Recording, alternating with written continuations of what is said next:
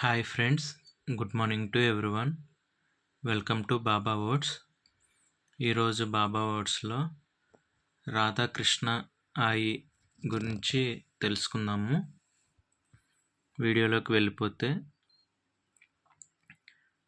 బాబా కీర్తి ప్రతిష్టలు నలుదిశలా వ్యాపించి ఎందరెందరో ఆయన సన్నిధికి వస్తున్నారు. అలాగే అహ్మద్నగర్లో నివసించే సుందరీబాయికి చిన్న వయసులోనే వైదవ్యం ప్రాప్తించింది. అప్పటి నుంచి నిరంతరం దైవ చింతనతో కాలం గడిపే ఆమె నానా చందోర్కర్ ద్వారా బాబా మహిమలు తెలుసుకొని షిరిడీ వచ్చింది. అంటే రాధాకృష్ణ ఆయి ఒక అసలు పేరు సుందరీబాయి అన్నమాట. ఆవిడ అహ్మద్నగర్కి చెందిన ఆవిడ. అయితే ఆవిడకి చిన్నతనంలోనే వైదవ్యం ప్రాప్తించింది, అంటే భర్త చనిపోయారు. ఎప్పుడు దైవ చింతనతోనే కాలం గడుపుతూ ఉండేదన్నమాట. నానా చందోర్కర్ ద్వారా బాబా గురించి తెలుసుకొని ఆవిడ షిరిడీ రావడం అయితే జరిగింది. ఆమె మెట్లెక్కి మసీదులో అడుగు పెడుతుంటే బాబా నవ్వి, వచ్చావా రాధాకృష్ణ ఆయి రా అంటూ పలకరించారు.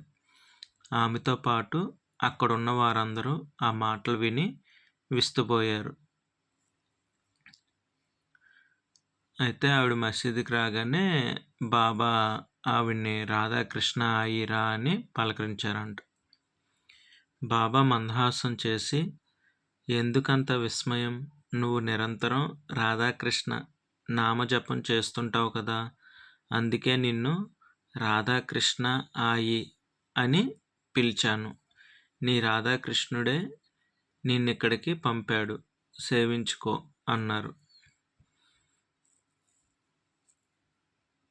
అంటే ఇక్కడ బాబా రాధాకృష్ణ ఆయి అని ఆవిడని ఎందుకు పిలిచారో చెప్పారనమాట. ఏంటంటే ఆవిడ ఎప్పుడు ఆ రాధాకృష్ణునే నామజపం చేస్తూ ఉంటుంది. అందుకని బాబా ఆవిడ్ని రాధాకృష్ణ ఆయి అని చెప్పేసి పిలిచాను అని చెప్పేసి చెప్తున్నారు. ఆమె ఆయన వైపు సూటిగా చూస్తూ, నిజం చెప్పండి బాబా, నేను మిమ్మల్ని చూడడం, మీరు నన్ను చూడడం ఇదే మొదటిసారి. నేను రాధాకృష్ణ నామం చేస్తుంటానని మీకెలా తెలుసు అని నిగ్గదీసింది.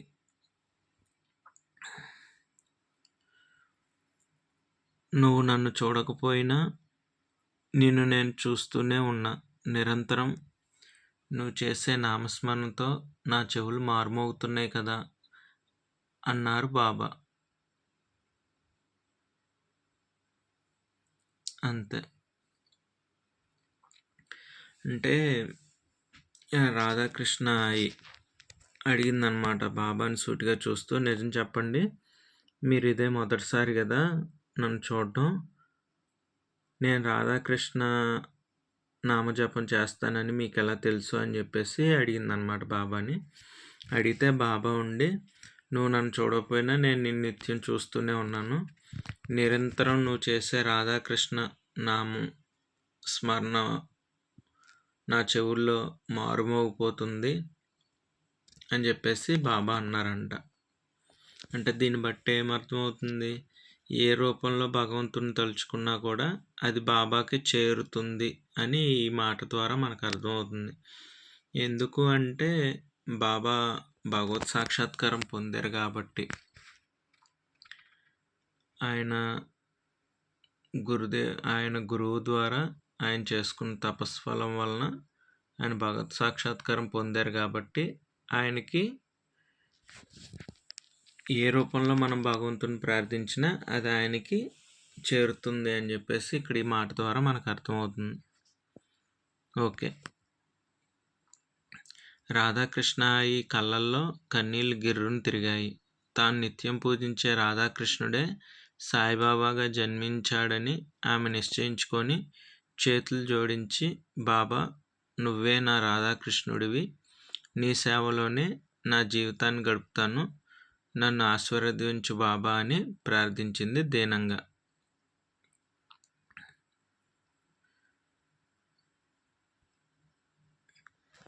బాబా ఎప్పుడైతే ఆ మాట అన్నారో ఇంకా అప్పుడు ఆవిడికి నమ్మకం వచ్చి ఇంకా కన్నీళ్ళు పెట్టుకుంటా, అట్లా అయితే నువ్వు చెప్పిన దాని ప్రకారం ఆలోచిస్తే నేను నిత్యం పూజించే రాధాకృష్ణుడే సాయిబాబాగా జన్మించి ఉంటాడు అని చెప్పేసి మనసులో అనుకొని బాబాకి చేతులు జోడించి నమస్కరించి, సరే బాబా, అలా అయితే ఇక నుండి నువ్వే నా రాధాకృష్ణుడివి, నీ సేవలోనే నేను ఇంకా జీవితాన్ని గడుపుతాను, నన్ను ఆశీర్వదించు అని చెప్పేసి బాబాకి నమస్కరించిందనమాట. అప్పుడు బాబా ఆమెను ఆశీర్వదించి, అమ్మ, లోకం దృష్టిలో రాధాకృష్ణులు ఎలాంటి వారైనా రాధే, కృష్ణుడు కృష్ణుడే, ఈ సత్యాన్ని నిరంతరం గుర్తుంచుకో అని హితవు చెప్పారు. రాధాకృష్ణ వితంతువు అయినా ఆమె యవ్వనంలో ఉన్నందున బాబా అలా హెచ్చరించారని అనుకున్నారు అంతా. అయితే బాబా ఆవిడ్ని ఆశీర్వదించి అమ్మ అని సంబోధించి, లోకం దృష్టిలో రాధాకృష్ణులు ఎలాంటి వారైనా రాధే, కృష్ణుడు కృష్ణుడే, ఈ సత్యం నిరంతరం గుర్తుంచుకో అని చెప్పేసి బాబా ఆవిడికి చెప్పారన్నమాట. ఎందుకంటే బాబా ఎప్పుడైతే ఆయన భగవత్ సాక్షాత్కారం పొందారో అప్పుడు నుండి ఆయన అన్నిటికీ అతీతంగా ఉన్నారు కదా బాబా. సో అందుకని క్లియర్గా చెప్పారనమాట ఆ రాధాకృష్ణకి. ఎందుకంటే ఆవిడ వితంతు అయినప్పటికీ యవ్వనంలో ఉంది కాబట్టి ఆవిడ్ని అలా హెచ్చరించారేమో బాబా అని చెప్పేసి అక్కడ ఉన్న వాళ్ళందరూ అనుకున్నారు. బాబా సేవకే అంకితమైన రాధాకృష్ణ అయి షిరిడీలో తాను నివసించడానికి ఒక ఇల్లు అద్దెకు తీసుకుంది. ఆమె నిత్యం బాబా కంటే ముందుగా లేచి బాబా వెళ్ళే దారిలో ముగ్గులు పెట్టేది. బాబా మసీదు నుంచి లెండి తోటకి వెళ్ళగానే మసీదు లోపల బయట ముగ్గులు పెట్టేది. పూలమాలలు కట్టి మసీదు ముందు అలంకారంగా మాలలు వేలాడదీసేది. రాత్రిళ్ళు మసీదులోను, తులసి కోట వద్ద ప్రమిదల్లో దీపాలు వెలిగించేది. ఈ పనుల్లో ఆమెకి అబ్దుల్లా సహకరిస్తుంటాడు. అయితే ఇంకా ఈవిడ ఎప్పుడైతే షిరిడీలోనే ఉండాలి, ఇంకా బాబాకే సేవ చేసుకోవాలని ఎప్పుడైతే ఇంకా అనుకుందో, ఇంకా ఆవిడ షిరిడీలో చిన్న అద్దెలు తీసుకుందంట. తీసుకొని ఎప్పుడు పొద్దున్నే ఇంకా బాబా కన్నా ముందే నిద్రలేసి బాబా బయలుదేరి వెళ్ళే ప్లేసుల్లో ముగ్గులు పెట్టేదంట. అలాగే బాబా లెండి తోటకు వెళ్ళగానే ముగ్గులు పెట్టేదంట. అలాగే పూలమాలలో అవి తీసుకొచ్చి వేలాడదీసి అంతా చక్కగా అలంకరించేది. అలాగే రాత్రిళ్ళు మసీదులోను, తులసికోట వద్ద ప్రమిదల్లో దీపాలు ముట్టించేదంట. ఈ పనులు చేసేటప్పుడు ఆమెకి అబ్దుల్లా కూడా సహకరించేవాడంట.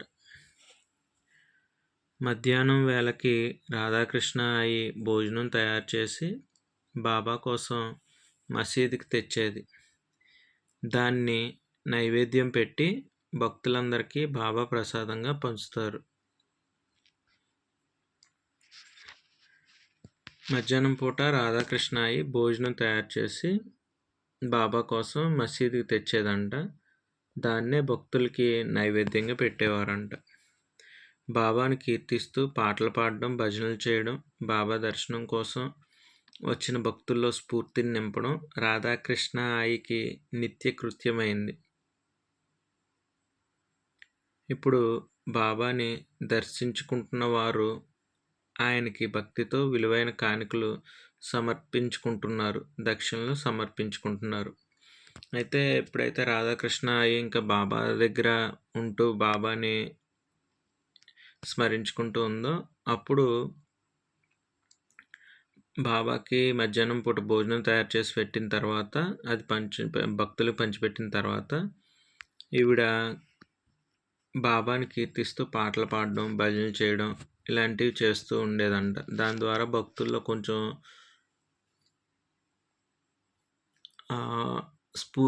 స్ఫూర్తి నింపడం జరిగేది. అయితే ఇలా బాబాని దర్శించుకోవడానికి వచ్చిన భక్తులు కొన్ని విలువైన కానుకలు కూడా సమర్పిస్తూ ఉండేవారంట, దక్షిణలో కానుకలు.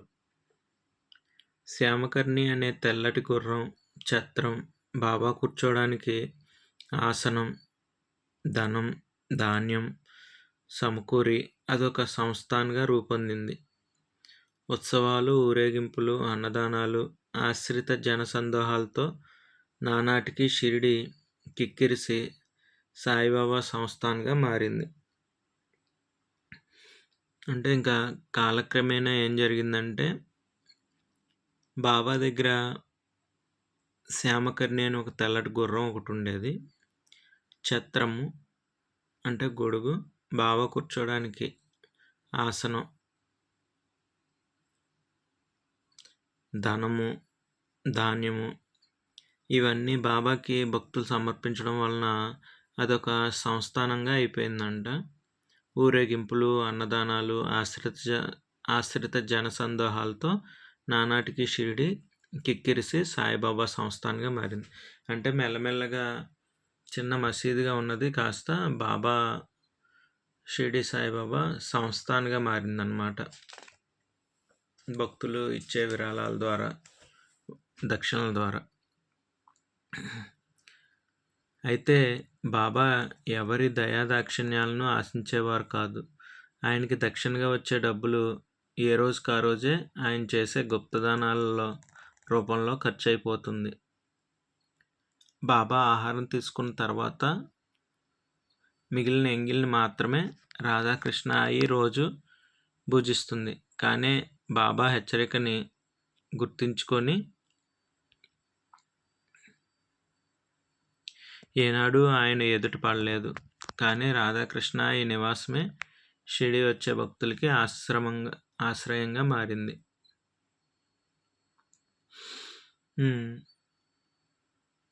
బాబా అయితే ఎన్ని దక్షిణలు వచ్చినా, విరాళాలు వచ్చినా బాబా వాటిని ఎప్పుడూ ఆశించేవారు కాదంట.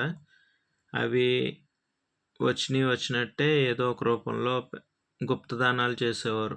గుప్తదానాలు అంటే ఎవరైనా పేదవారు వస్తే వాళ్ళకి పంచిచ్చేసేవారు అన్నమాట బాబా. బాబాకి మధ్యాహ్నం పూట భోజనం చేసి తీసుకెళ్ళేది కదా రాధాకృష్ణ అయి. ఆ భోజనం బాబా తిన్న తర్వాత మిగిలింది ఈవిడ తినేదంట. అయితే బాబా స్టార్టింగ్లోనే చెప్పారు కదా, రాధాకృష్ణులు ఎలా అయినా కూడా రాధే కృష్ణుడు కృష్ణుడే అని చెప్పారు కదా, స్టార్టింగ్లోనే హెచ్చరిక చేశారు కదా. సో అందుకని ఆవిడ ఏ రోజు కూడా బాబాకి ఎదురుపడేది కాదంట.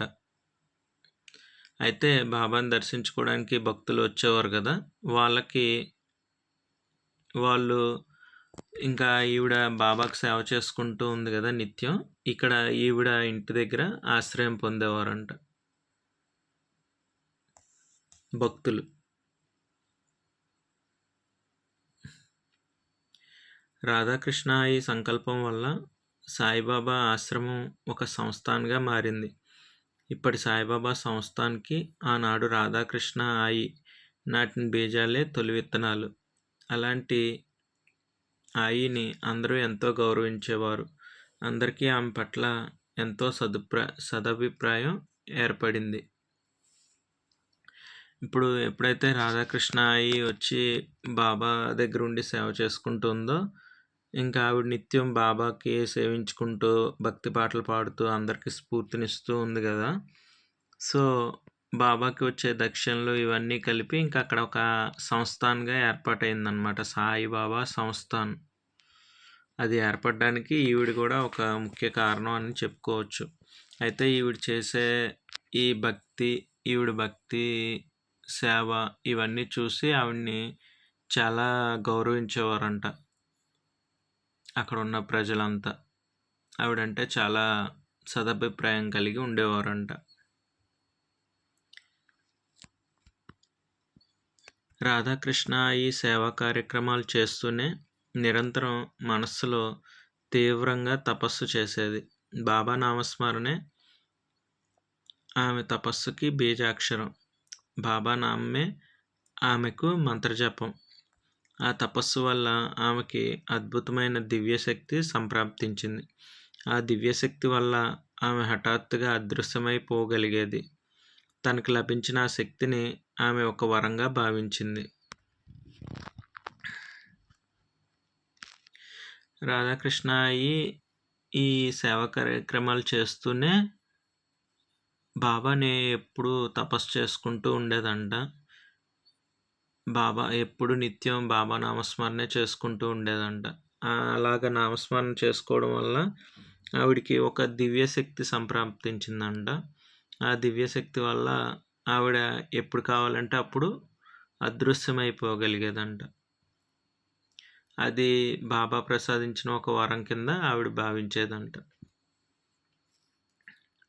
ప్రతిరోజు బాబా లెండీబాగ్కి వెళ్ళి తిరిగి ద్వారకామాయికి వచ్చినప్పుడు భక్తులు ఆమె పట్ల భక్తులు ఆ మెట్ల మీద బాబా పాదాలను నీళ్ళతో కడిగి అభిషేకిస్తారు. రాధాకృష్ణ ఈ అదృశ్య రూపంలో అక్కడికి చేరి మెట్ల మీద నుంచి కిందకు కారుతున్న బాబా పాదోదకంలో దొర్లాడుతుండేది.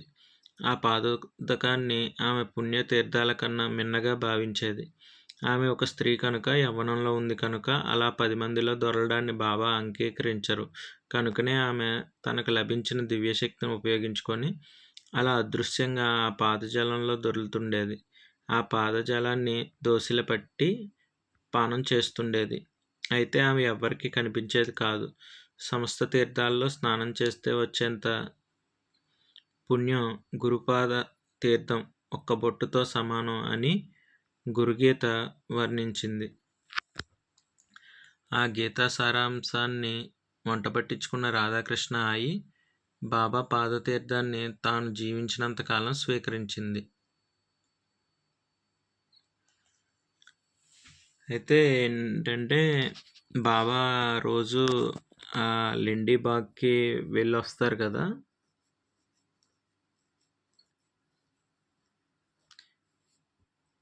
అలా వెళ్ళొచ్చినప్పుడు ఏంటంటే ఆ మెట్ల మీద బాబా పాదాలని నీళ్ళతో కడిగి అభిషేకం చేసేవారంట. అయితే అలా చేస్తున్నప్పుడు రాధాకృష్ణ ఆయికి ఈ అదృశ్యమయ్యే వరం అయితే ప్రాప్తించింది కదా. ఎప్పుడు కావాలంటే అప్పుడు అదృశ్యమయ్యే వరం.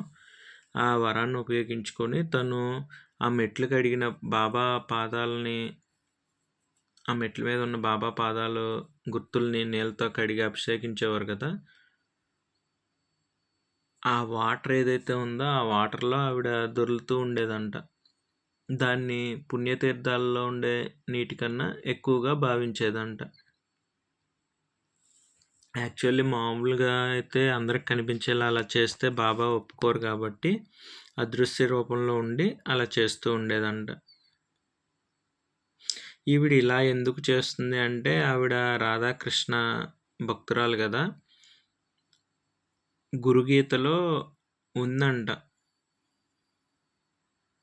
సమస్త తీర్థాల్లో స్నానం చేస్తే వచ్చేంత పుణ్యం గురుపాద తీర్థం ఒక్క బొట్టుతో సమానం అని గురుగీతలో వర్ణించడం జరిగిందంట.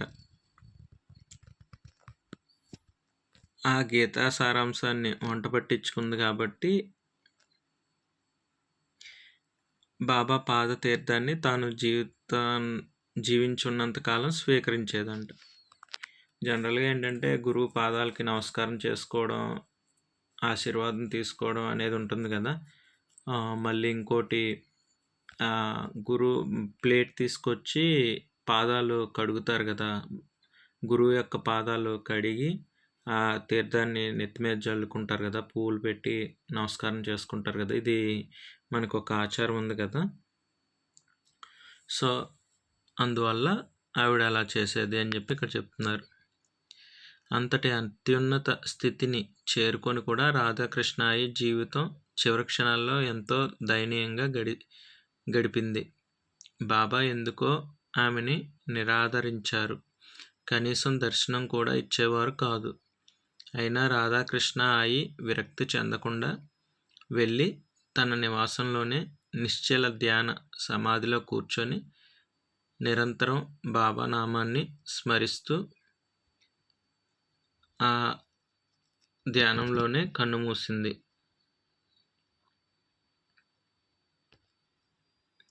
రాధాకృష్ణ ఆయి మరణవార్త విన్న బాబా గాఢంగా నిట్టూర్చి, ఈ రాధాకృష్ణ ఆయి ఎన్నో జన్మల నుంచి భక్తి శ్రద్ధలతో నన్ను సేవిస్తోంది. అందుకే మరుజన్మంటూ లేకుండా ఈ జన్మతో ఆమెకి ముక్తి లభించింది అన్నారు. అయితే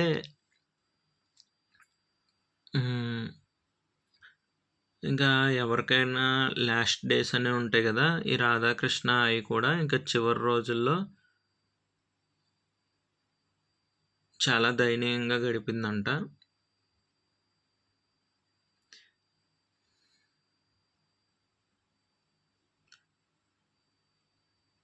ఆవిడెప్పుడు ఆఖరి రోజుల్లో ఇంకా సమాధి స్థితిలో కూర్చొని నిరంతరం బాబా నామే ధ్యానిస్తూ ఉండేదంట. అలా ధ్యానిస్తూనే ఆవిడ కన్నుమూసింది, చనిపోయింది.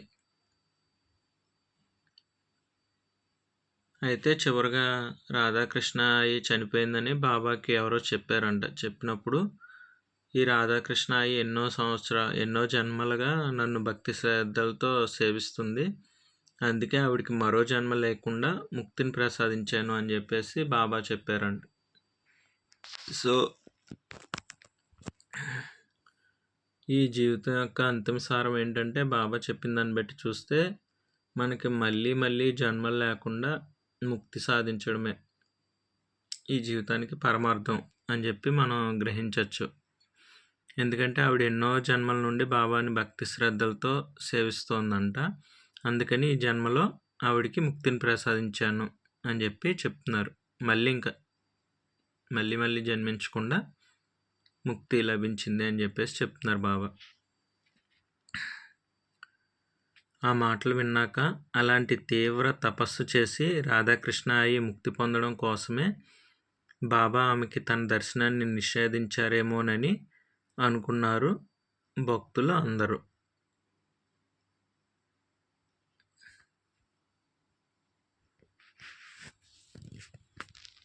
ఆవిడంతా బాబాని ధ్యానం చేసి ఆ ముక్తి పొందడం కోసమే బాబా ఇలా ఈవిడికి దర్శనం ఇవ్వకుండా అలాగా అవాయిడ్ చేస్తూ వచ్చారేమో అని చెప్పేసి ఆవిడ చనిపోయిన తర్వాత బాబా చెప్పిన మాటలు విన్నాక అక్కడ ఉన్న జనం ఆ విధంగా భావించారంట. ఇది రాధాకృష్ణ ఆయి గురించి మనకి వీళ్ళ పుస్తకంలో రాసి ఉంచిన సమాచారం.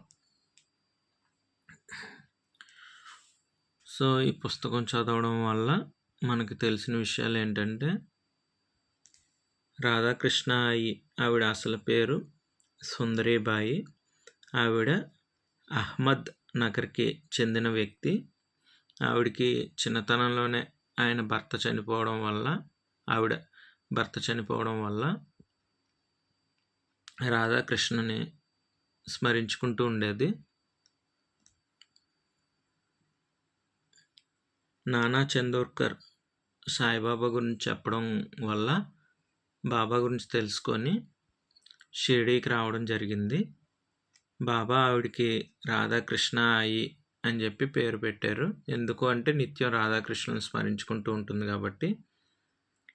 నేను మీకు ఎలా తెలుసు అంటే, నువ్వు నిత్యం రాధాకృష్ణని స్మరించేది నాకు ఎప్పుడూ వినిపిస్తూనే ఉంటుంది అని చెప్పేసి బాబా చెప్పడం జరిగింది. సరే అయితే ఇంక నువ్వే నా రాధాకృష్ణవు అని చెప్పేసి సాయిబాబానే భక్తితో ప్రార్థించుకుంటూ అక్కడ సేవలు చేసుకుంటూ నిత్యం అక్కడే గడిపింది. అయితే ఆవిడ బాబాతో ఉన్న కాలంలో ఈ బాబాకు వచ్చే భక్తులు సమర్పించే కానుకలు వాటి వల్ల ఏంటంటే ఒక సంస్థానం అనేది ఏర్పడడం జరిగిందనమాట. చివరికి ఆవిడ బాబాని స్మరించుకుంటూనే ఇక ఆవిడ మోక్షాన్ని పొందింది అని చెప్పేసి బాబా చెప్పడం జరిగింది. ఓకే ఫ్రెండ్స్, నెక్స్ట్ బాబా వర్డ్స్లో మళ్ళీ కలుద్దాము. Always be happy. Thank you God for everything. Om Sairam, Om Sairam, Om Sairam.